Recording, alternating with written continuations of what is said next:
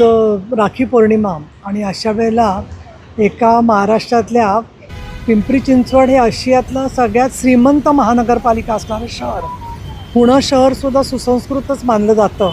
अशा वेळेला एक महिलेला प्रचंड दबावामुळे, त्रासामुळे आत्महत्या करावीशी वाटते. याचा अर्थ सगळी तिची आशा जी आहे ती संपलेली आहे असा त्याचा अर्थ होतो आणि ही अत्यंत दुर्दैवी घटना आहे.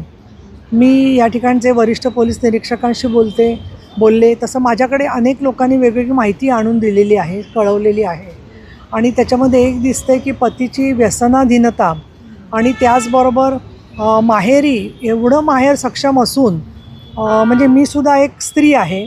अशा वेळेला आपल्या घरातल्या लेकीला एवढा त्रास होत असेल तर आपण तिच्या पाठीमागे उभं राहून तिचा जीव कसा वाचेल, तिच्या लेकरांना आई कशी राहील हे आपण पाहिलं पाहिजे. परंतु तसं न घडता तिला राखी पौर्णिमेच्या आदल्या दिवशीच असं स्वतःचा जीव गमवायची वेळ आली.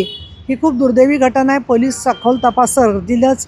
मी CP आणि त्याचबरोबर गृहमंत्री, मुख्यमंत्री, उपमुख्यमंत्री एकनाथ शिंदे, उपमुख्यमंत्री सुनेत्राताई पवार या सगळ्यांशी बोलणार आहे.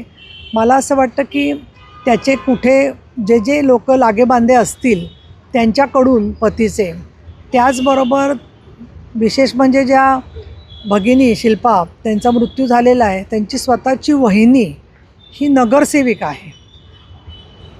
तपासाच्या दृष्टिकोनातून माहेरी गेल्यावर काय काय बोलणं झालं आणि घरी गेल्यानंतर वाद झाला, या सगळ्याचं 5 दिवसाच्या पोलीस कस्टडीमध्ये याची माहिती पोलिसांनी योग्य त्या पद्धतीने घ्यावी. परंतु सासरच्या लोकांनी तिचा विचार करून तिचा जीव आधीच वाचवला असता, मध्ये पडून तो उपयोग झाला असता.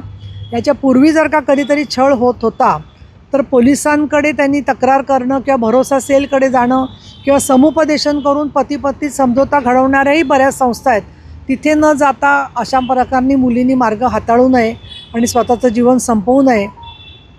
एखाद्या व्यक्तीच्या कुटुंबामध्ये दुसरी व्यक्ती येऊ शकते, परंतु आईवडिलांना आणि मुलांना आपली आई परत मिळू शकत नाही.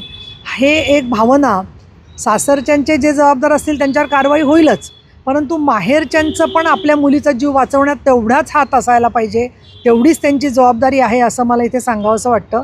आणि या दृष्टिकोनातून कुठल्याही प्रकारचे गैरसमज किंवा दबाव याला बळी न पडता पोलीस चांगल्या पद्धतीने तपास करतील.